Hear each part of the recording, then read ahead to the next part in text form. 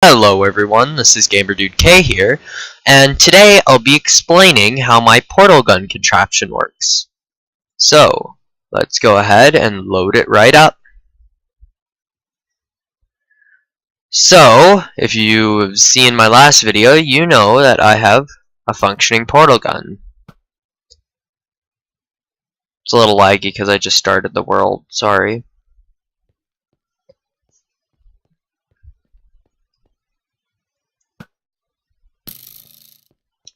There. Finally the lag subsided. Yeah, that's a little weird why it's lagging so hard.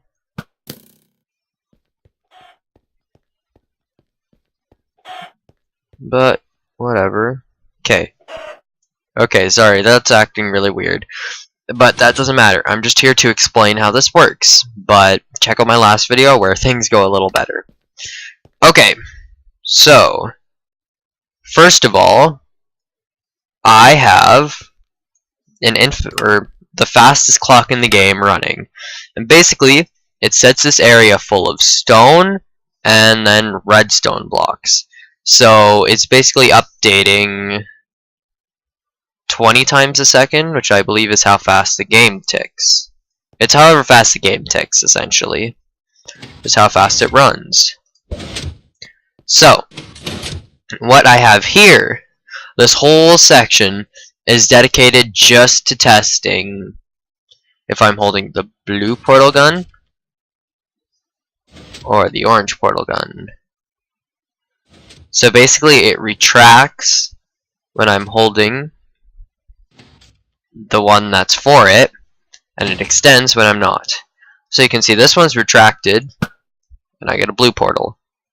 Now that one's retracted, and I get an orange portal.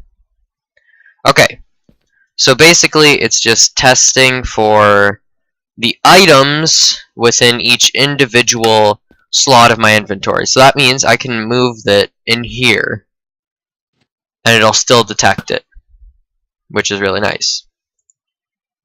And basically the way I give those is just a simple give command where I have some enchantment set and I make it unbreakable. Okay, so as we move further down, you see a few more command blocks. There's not too many here, it's a fairly simple device. So, this basically, it executes at a score of holding blue. And holding blue is basically set whenever I'm holding the blue portal gun. Now that's holding orange. That won't help. Holding blue is set whenever I hold the blue one. Holding orange is set whenever I hold the orange one. Sure, there's probably more efficient ways to test for this, but they both work for my needs. But it basically sets that to 1. And, oh, does it set to 0? I'm getting confused on my own contraption. Yeah, sets to 0. So, yeah, sorry.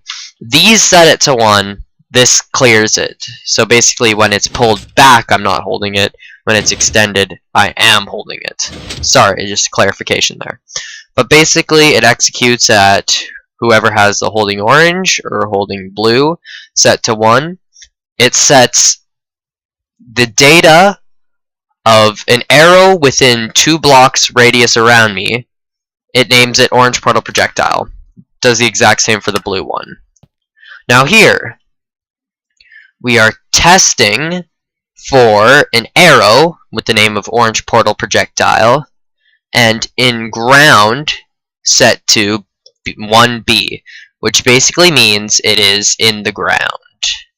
And it does the same thing for that. And so if we detect it, we grab the output with the comparator, and it kills any orange stand that exists if it's orange, so that's what allows this to happen, where it's completely modular like that.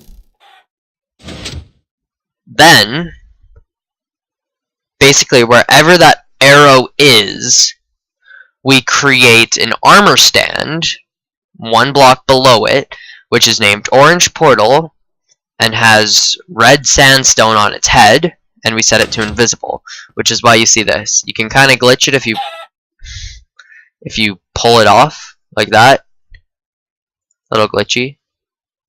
It still functions, but yeah. So that basically for the blue one, it just does it with a blue one, a lapis lazuli block. Then it basically kills the arrow, which is named that, which gets rid of the arrow because we don't want it sitting around. So essentially, because of this system, I can take a bow, just a normal bow, and shoot it, and I won't get a portal, which is nice. It only works with these two specifically. Then, over here, these two blocks. So, this one right here, it detects if I'm standing at a blue portal, or if any entity is within a radius of 1 to the blue portal. If it is, it summons an invisible chicken with no, or it creates a chicken. Yeah, it executes at the orange stand. It creates a chicken, a block above, and 1.5 on both the X and Z, which is kind of where the limitations are, and it just makes it invisible. Then it teleports us to the chicken. Yeah, and this one. So it detects at the blue port. The blue one detects for any entity within it, and it teleports any entity within the blue portal area to the chicken. Same thing for the orange one. Then after that, it just kills the chicken, which is why there needs to be a delay here. Then this last one, it just tests for a snowball. If it does, it kills the orange portal and the blue portal. So that's basically how it works. Sorry if I made it a little confusing. I tried to make it as simple as I could, because I mean sometimes redstone can be a bit complex. This creation's pretty simple. But just to give it one more rundown, this is just detecting if you're holding blue or orange, and it sets a value if you're holding any of them. This one detects for the arrow nearby where you shoot it and names it to the projectile that I want, so that you can, well, create more portals. Basically, when it detects one of the portals in the ground, creates the armor stand there, then, well, that's what we get there, and then it kills the orange portal, and it also kills any other previous portals. Sorry, not just the orange one, it kills any previous portals. Then right here, we have it testing if there's any entity within the range. If so, it gets teleported to the chicken named TP Chicken, and then this just tests for a snowball to clear it. As you can see, it pulses. Then you can see this pulses. You can see that pulses. Then when I walk through this, this pulses. As you saw right there. But yeah, it's very simple. You guys have an idea of how to replicate it on your own. Again, let me know if you want to have the world download file available, because I can do that if it's wanted. There's obviously improvements to be made to this, but it functions, which is always nice. So, this has been GamerDudeK, and comment if you, or comment for feedback, like if you liked, subscribe for more. And yeah, this has been GamerDudeK.